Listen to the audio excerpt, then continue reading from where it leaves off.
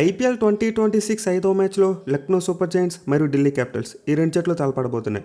And ఈ మ్యాచ్ని అయితే ఈరోజు లక్నోలోని యకనా స్టేడియం వేదిక ఆడబోతున్నారు. సో ఆల్రెడీ మనం ఈ రెండు టీమ్స్ గురించి డిస్కస్ చేసుకున్నాం. అండ్ ఆబ్వియస్లో ఆన్ ది పేపర్ చూసుకుంటే ఢిల్లీ టీమే స్ట్రాంగ్గా కనిపిస్తుంది. కానీ మీరు ఐపీఎల్ 2026లో చూసుకుంటే ఫస్ట్ 4 మ్యాచెస్లో ఒక ప్యాటర్న్ చూసాం. అంటే 4 మ్యాచ్లు కూడా హోమ్ టీమ్సే గెలిచాయి. దీంతో అదే ప్యాటర్న్ రిపీట్ అయితే ఈ మ్యాచ్లో లక్నో సూపర్ జైంట్స్ టీం గెలవాలి. అయితే రికార్డ్స్ పరంగా చూసుకున్న, కాంబినేషన్ పరంగా చూసుకున్న ఢిల్లీ టీమే స్ట్రాంగ్గా కనిపిస్తుంది.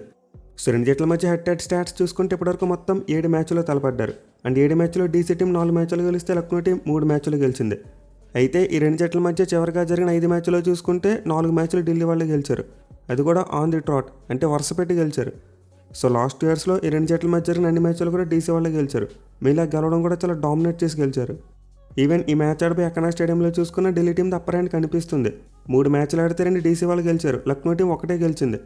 అలాగే ఓవరాల్గా చూసుకున్న లక్నో టీంకి తమ హోమ్ గ్రౌండ్లో అంత మంచి రికార్డ్ కనిపించట్లేదు. ఓవరాల్ విన్ పర్సెంటేజ్ బిలో 50 ఉంది. అసలు ఈ రోజు మ్యాచ్లో స్టాట్స్ అన్ని చూస్తే ఢిల్లీ టీంకి అనుకూలంగా ఉన్నాయి. అలాగే ముందు చెప్పుకున్నట్టు టీమ్ కాంబినేషన్ అంటే ప్లేయింగ్ 11 పరంగా చూసుకుంటే ఢిల్లీ వాళ్ళదే బలంగా కనిపిస్తుంది. సో దీంతో ఆబ్వియస్లీ మ్యాచ్లోకి ఢిల్లీ క్యాపిటల్స్ వాళ్ళే ఫేవరెట్స్గా బరిలో దిగుతారు. కానీ ఫస్ట్ 4 మ్యాచ్లు రిపీట్ అయినట్టే ఈ మ్యాచ్లో కూడా హోమ్ టీమ్ సెంటిమెంట్ రిపీట్ అయితే లక్నో వాళ్ళు గెలవాలి. సో లెట్స్ సీ ఈ రోజు లక్నో టీం ఈ హోమ్ మ్యాచెస్ యొక్క విన్నింగ్ ప్యాటర్న్ కంటిన్యూ చేస్తారా, లేకపోతే డీసీ వాళ్ళే మరోసారి డామినేట్ చేస్తారా అనేది. ఇక ఈ మ్యాచ్ ఆడబోయే యకనా స్టేడియం యొక్క పిచ్ రిపోర్ట్ చూసుకుంటే చాలా వరకు మంచి కాంపిటేటివ్ వికెట్ అని చెప్పుకోవచ్చు. అంటే ఈ గ్రౌండ్లో ప్యాటర్న్ బాల్ మధ్య ఎప్పుడు కూడా మంచి కాంపిటీషన్ ఉంటుంది. అయితే రీసెంట్ టైంలో చూసుకుంటే మాత్రం ఆ స్కోరింగ్ రేట్స్ పెరిగిపోతున్నాయి. 2025లో చూసుకుంటే ఈ గ్రౌండ్లో భారీ స్కోర్లు నమోదయ్యాయి. In fact average run rate above 9 దాటిసింది.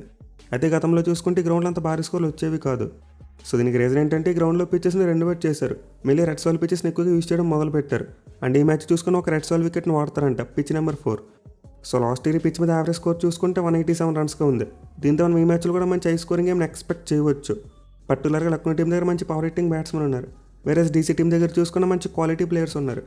So దీంతో మేబీ మనమైతే ఈ మ్యాచ్లో 180 ఆర్ 200 స్కోర్ చూసేందుకు కూడా అవకాశం అయితే ఉంటుంది. ఇక ఈ గ్రౌండ్ యొక్క స్టాట్స్ విషయానికి వస్తే ఇప్పటివరకు మొత్తం 22 మ్యాచ్లు జరిగాయి. అండ్ 22 మ్యాచ్లో ఫస్ట్ బ్యాటింగ్ చేసిన టీం 9 మ్యాచ్లు గెలిస్తే చేస్ చేసిన టీమ్స్ 12 మ్యాచ్లు గెలిచాయి. అలాగే గ్రౌండ్లో ఫస్ట్ ఇన్నింగ్స్ యావరేజ్ స్కోర్ చూసుకుంటే 175 రన్స్గా ఉంది. సో క్లియర్లీ స్టాట్స్ బట్టి ఒక మంచి హై స్కోరింగ్ వెన్యూలు అనేది తెలుస్తుంది. అండ్ ఆల్సో చేసింగ్ చేసిన టీమ్స్కి అడ్వాంటేజ్ ఉంది. మెయిన్ ఈ మ్యాచ్లో మరోసారి టాస్ అనేది చాలా ఇంపార్టెంట్. ఎందుకంటే ఇప్పటివరకు ఐపీఎల్లో చూసాం టాస్ గెలిచి ముందుగా ఫీల్డింగ్ తీసుకున్న టీమే మ్యాచ్లు గెలుస్తున్నారు. అలాగే గ్రౌండ్లో రికార్డ్ చూసుకున్న గత 5 మ్యాచ్లో ఒక్కసారి మాత్రమే ఫస్ట్ బ్యాటింగ్ చేసిన టీం గెలిచింది. 4 సార్లు చేస్ చేసిన వాళ్ళే గెలిచారు. సో దీంతో ఈ మ్యాచ్లో టాస్ అనేది ఇంపార్టెంట్గా మారుతుంది. ఎవరైతే టాస్ గెలిచి ముందుగా ఫీల్డింగ్ తీసుకుంటారో వాళ్ళకి గెలిచేందుకు ఎక్కువ అవకాశాలు ఉంటాయి. ఇక వెదర్ విషయానికి వస్తే వర్షం పట్టింగ్ ఏమీ కనిపించట్లేదు. అబ్సల్యూట్లీ 0 రెయిన్ ఫోర్కాస్ట్ చూపిస్తుంది. సో దీంతో మనమైతే ఎలాంటి రెయిన్ బ్రేక్స్ లేకుండా మ్యాచ్ని అయితే చూడొచ్చు. ఇక టీమ్స్ విషయానికి వస్తే home team Lucknow Super Giants. వీళ్ళ బ్యాటింగ్ చూసుకుంటే చాలా బలంగా కనిపిస్తుంది. మేలో టాప్ ఆర్డర్ లాస్ట్ టైం అద్భుతంగా పెర్ఫామ్ చేశారు. Mitchell Marsh, Aiden Markram, Nicholas Pooran ఈ ముగ్గురు కూడా తల 400 కంటే ఎక్కువ రన్స్ కొట్టేశారు. సో లాస్ట్ ఇయర్ అయితే just like Gujarat Titans, Lucknow Super Giants కూడా వాళ్ళ టాప్ ఆర్డర్ మీద ఎక్కువగా డిపెండ్ అయ్యారు. అయితే ఈసారి చూసుకుంటే మాత్రం ఇది వర్కౌట్ అవ్వకపోవచ్చు. మిడిల్ ఆర్డర్ బ్యాట్స్మెన్ కూడా మంచిగా పెర్ఫామ్ చేయాలి. మళ్ళీ వాళ్ళ కెప్టెన్ రిషబ్ పంత్ ఫామ్లోకి రావాలి. గత సీజన్లో చూసుకుంటే ఎప్పుడో చివరిలో మెరుపులు మెరిపించాడు. సో లాస్ట్ ఇయర్ అయితే రిషబ్ పంత్కి తన ఐపీఎల్ కెరియర్లో వరస్ట్ సీజన్. మరి సీజన్లో దాని నుంచి కోలుకొని కంబ్యాక్ ఇస్తాడో లేదో చూడాలి. ఇక వీళ్ళ మిడిల్ ఆర్డర్ విషయానికి వస్తే పెద్దగా మార్పులు ఏమీ చేయలేదు. మరోసారి ఆయుష్ పదని, అబ్దుల్ సమద్ లాంటి వాళ్ళే ఉంటారు. అండ్ వీళ్ళ ఫామ్ చూసుకుంటే డొమెస్టిక్లో మంచిగానే రాణిస్తున్నారు. బట్ చెప్పలేం ఇన్ఎక్స్పీరియన్స్ ప్లేలోకి వస్తుంది. ఎట్ ది సేమ్ టైం ఈసారి ఇద్దరికి తోడు లక్నో టీం మరి ఇద్దరు యంగ్స్టర్స్ని యాడ్ చేసుకున్నారు. లైక్ అక్షత్ రఘువంశీ మరి ముకుల్ చౌదరి. వీళ్ళు కూడా మిడిల్ ఆర్డర్ బ్యాట్స్మెన్ టీంలో కొత్తగా వచ్చారు. సో మొత్తం మీద లక్నో టీం యొక్క మిడిల్ ఆర్డర్ కంప్లీట్లీ యంగ్స్టర్స్ నిండిపోయింది. పెద్ద ఎక్స్పీరియన్స్ ఉన్న ప్లేయర్స్ ఎవరూ లేరు. దీంతో సీజన్లో వాళ్ళకి మరోసారి టాప్ 4 బ్యాట్స్మెన్ చాలా కీలకం. మెయిన్ ఓపెనర్స్ మంచి స్టార్ట్స్ ఇస్తేనే వాళ్ళైతే మ్యాచ్లు గెలుస్తారు. అదర్వైజ్ గెలవడం చాలా కష్టంగా మారిపోద్ది. ఇక బౌలింగ్ విషయానికి వస్తే Lucknow team pace heavy bowling. అంటే వాళ్ళ టీంలో చాలామంది పేస్ బౌలర్స్ ఉన్నారు. బట్ ప్రజెంట్ వాళ్ళ పరిస్థితి ఎలా ఉందంటే ప్లేయింగ్ లోన్లో 3 పేస్ బౌలర్స్ని ఫిట్ చేయగలరేమో అనిపిస్తుంది. అంటే లక్నో టీం దగ్గర ఎక్కువ మంది ఆల్రౌండర్స్ లేరు. అండ్ 1 ఓవర్లో చూసుకుంటే మిచెల్ మార్ష్ బౌలింగ్ చేయట్లేదు. సో దీంతో లక్నో టీం వాళ్ళ బ్యాటింగ్ డెప్త్ని సాక్రిఫైస్ చేయవలసిన పరిస్థితి ఏర్పడుతుంది.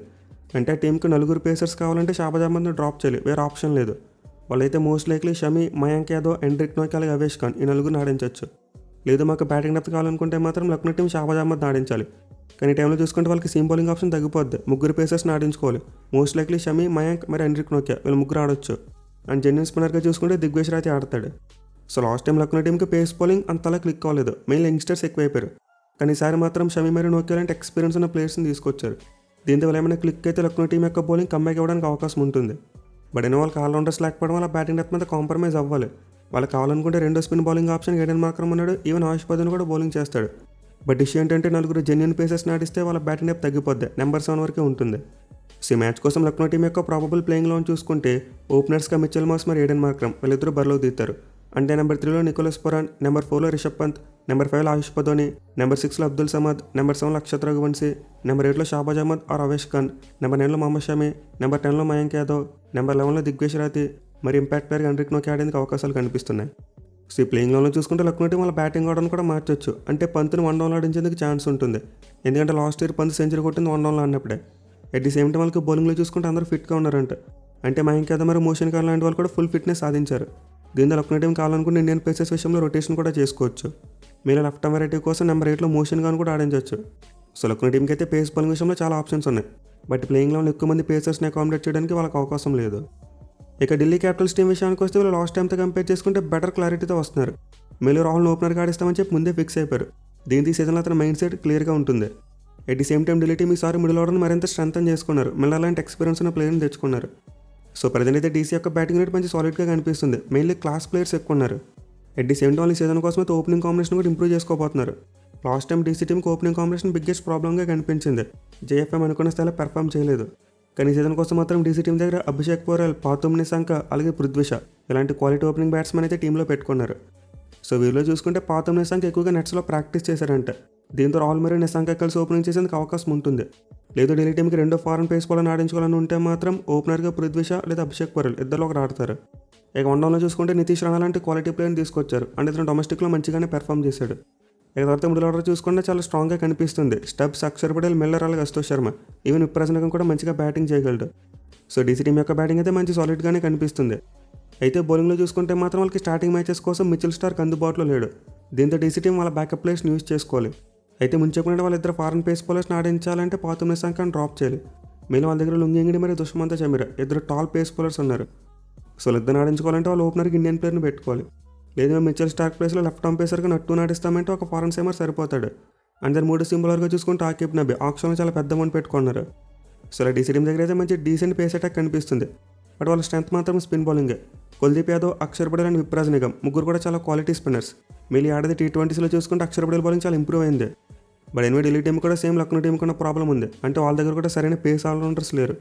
దీంతో వాళ్ళకు కూడా 4 సీమ్ బౌలింగ్ ఆప్షన్ కావాలంటే తప్పదు. బ్యాటింగ్ డెప్త్ విషయంలో కాంప్రమైజ్ అవ్వాలి.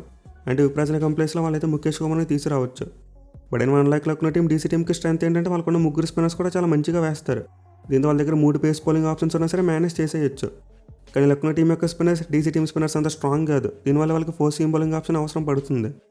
సో దీంతో డెఫినెట్లీ లక్నో టీం యొక్క కాంబినేషన్ కంటే డీసీ కాంబినేషన్ బ్యాలెన్స్డ్గా కనిపిస్తుంది. అండ్ ఓవరాల్గా వాళ్ళ ప్లేయింగ్ లెవెన్ చూసుకుంటే ఓపెనర్స్గా కేఎల్ రాహుల్ మరియు పాతుమ్ నిశాంక వీళ్ళిద్దరు బరిలో దిగే అవకాశం ఉంది. అండ్ దెన్ నెంబర్ 3లో నితీష్ రాణా, నెంబర్ 4లో ట్రైస్టన్ స్టబ్స్, నెంబర్ 5లో అక్షర్ పటేల్, నెంబర్ 6లో డేవిడ్ మిల్లర్, నెంబర్ 7లో అశుతోష్ శర్మ, నెంబర్ 8లో విప్రాజ్ నిగమ్, నెంబర్ 9లో ఆకిబ్ నబీ, నెంబర్ 10లో కుల్దీప్ యాదవ్, నెంబర్ 11లో లుంగింగిడి ఆర్ చమీరా, మరి ఇంపాక్ట్ ప్లేయర్గా టీ నటరాజన్ బరిలో దిగే ఛాన్సెస్ ఉన్నాయి. ఇక ఈ మ్యాచ్లో ప్లేయర్ బ్యాటిల్ విషయానికి వస్తే డీసీ టీంకి కుల్దీప్ యాదవ్ చాలా అంటే చాలా ఇంపార్టెంట్. ఎందుకంటే అతనికి బోత్ నికోలస్ పురాన్ అలాగే రిషబ్ పంత్ ఇద్దరి మీద కూడా చాలా మంచి రికార్డ్ కనిపిస్తుంది. సో ముందు నికోలస్ పురాన్కి అగెనెస్ట్గా చూసుకుంటే 12 ఇన్నింగ్స్లో 74 బాల్స్ వేసి 83 పరుగులు మాత్రమే ఇచ్చాడు. Most importantly Puran 5 times out చేశాడు. సో ఇంత ఖచ్చితంగా వాళ్ళిద్దరి మధ్య మరోసారి ఇంట్రెస్టింగ్ బ్యాటిల్ ఉంటుంది. అలాగే రిషబ్ పంత్కి అగెనెస్ట్గా చూసుకున్న కుల్దీప్కి చాలా మంచి రికార్డు ఉంది. 5 ఇన్నింగ్స్లో 3 సార్లు అవుట్ చేశాడు. అది కూడా 25 బంతుల్లో కేవలం 23 పరుగులు మాత్రమే ఇచ్చాయి. అంటే స్ట్రైక్ రేట్ బిలో 100 ఉంది. సో ఇంత మ్యాచ్లో ఢిల్లీ కెప్టెన్ అక్షర్ పటేల్ కుల్దీప్ యాదవ్ని జాగ్రత్తగా యూటిలైజ్ చేసుకోవాలి. మళ్ళీ నికోలస్ పురాన్ మరి పంత్ కొత్తగా గిరిజలోకి వచ్చినప్పుడు కుల్దీప్ని ట్రై చేస్తే సరిపోద్ది. వికెట్ పడేందుకు అవకాశాలు ఎక్కువ ఉంటాయి. ఇక మరీ ఇంట్రెస్టింగ్ బ్యాటిల్ చూసుకుంటే Aiden Markram versus Akshar Patel చాలా అంటే చాలా ఇంపార్టెంట్ బ్యాటిల్. మళ్ళీ అక్షర్ పటేల్ తరచుగా పవర్ ప్లేలో బౌలింగ్ చేస్తూ ఉంటాడు. దీంతో ఈ మ్యాచ్లో కూడా బౌలింగ్ చేయాలి. ఎందుకంటే లక్నో పేర్స్ ఇద్దరు కూడా రైట్ హ్యాండ్ బ్యాట్స్మెన్. పైగా మార్క్రమ్కి అగెనెస్ట్ అక్షర్ పటేల్కి చాలా మంచి రికార్డు ఉంది. వీళ్ళిద్దరు 8 ఇన్నింగ్స్లో తలపెడితే 34 బాల్స్ వేసి 38 పరుగులు మాత్రమే ఇచ్చాడు. మోస్ట్ ఇంపార్టెంట్లీ 3 టైమ్స్ అవుట్ చేశాడు. సో ఈ మ్యాచ్లో ఢిల్లీ టీంకి వాళ్ళిద్దరు స్పిన్నర్స్ కూడా చాలా కీలకం. ఇక ఢిల్లీ టీమ్స్ అని చూసుకుంటే ఒకటి ఇంట్రెస్టింగ్ బ్యాటిల్ కనిపిస్తుంది. రాహుల్ వర్సెస్ షమి చాలా అంటే చాలా ఇంపార్టెంట్ బ్యాటిల్. మళ్ళీ షమి అయితే మన టీమిండియాలో ఎంట్రీ కోసం చాలా గట్టిగా ట్రై చేస్తున్నాడు. సో గతంలో అయితే షమి రాహుల్ను డామినేట్ చేశాడు. 5 ఇన్నింగ్స్లో 35 బాల్స్ వేస్తే 43 పరుగులు మాత్రమే ఇచ్చాడు. అండ్ ఆల్సో 2 టైమ్స్ అవుట్ చేశాడు. దీంతో ఈ మ్యాచ్లో రాహుల్ షమికి అగెనెస్ట్గా ఎలాంటి ప్లాన్తో వస్తాడో వేచి చూడాలి. ఎనివే ముందు చెప్పినట్టు ఈ మ్యాచ్ని డిసైడ్ చేసేది మాత్రం DC spinners versus Lucknow power hitters. ఈ బ్యాటిల్ ఎవరైతే అప్పరెన్స్ సాధిస్తారో వాళ్ళు మ్యాచ్ గెలవచ్చు. అంటే కుల్దీప్ మరి అక్షర్ పటేల్కి వికెట్ అవ్వకుండా లక్నో బ్యాట్స్మెన్ ఆడేస్తే వాళ్ళు మ్యాచ్ గెలిచేందుకు అవకాశం ఎక్కువ ఉంటుంది. లేదా ఇద్దరు స్పిన్నర్స్కి వికెట్స్ వచ్చాయంటే మాత్రం Lucknow team most likely match ఓడిపోద్ది. ఢిల్లీ వాళ్ళే గెలిచేయచ్చు. మరి మీరు ఈ మ్యాచ్లో ఏ టీం గెలుస్తుంది అనుకుంటున్నారు కింద కామెంట్ చేయండి. Thank you for watching. Have a nice day.